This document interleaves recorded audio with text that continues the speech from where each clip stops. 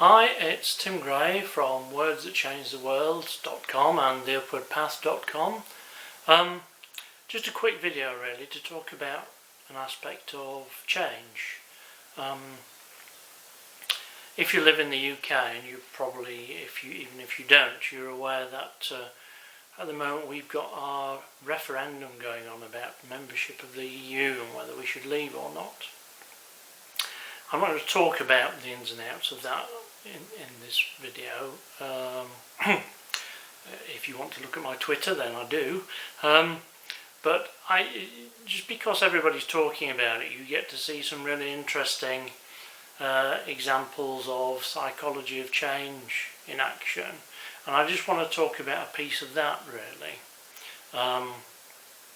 Because I think this applies to a lot of people, and when I've said it, you'll be able to tell whether you agree with me or not.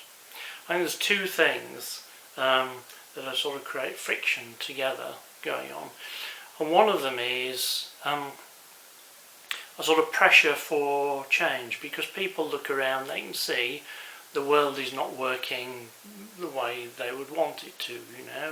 The stories they were given probably when they were younger, or even now from some sources, are breaking down. They're not working properly anymore.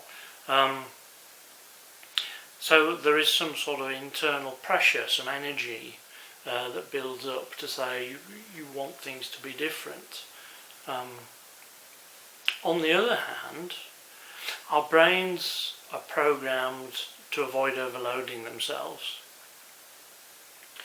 and especially if things are, if the road is a bit bumpy in our lives at the moment, we can reach a point where it's really difficult for us to take on new input. And we want things to be simple. We don't want to have to do a lot of thinking about things that aren't really part of our everyday lives. For most people, this political debate and what have you isn't part of their everyday lives. They just want a simple resolution to it.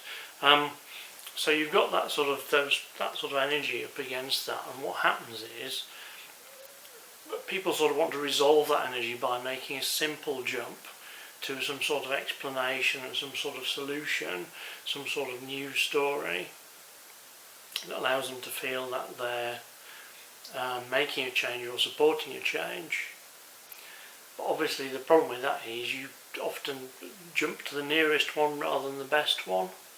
And I think that's often the problem with these debates, where people adopt a position which from outside looks often a little bit odd and possibly in conflict with the facts as people outside understand them.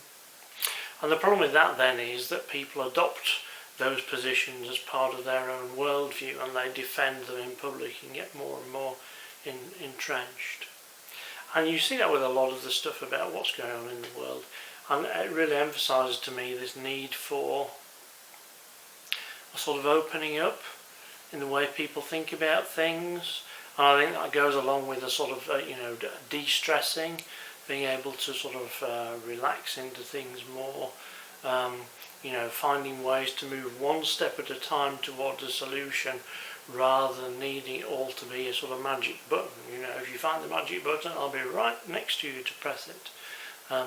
It doesn't really work like that. We look at the available options in front of us at any time, we pick the best one, we take one step forward, rinse and repeat.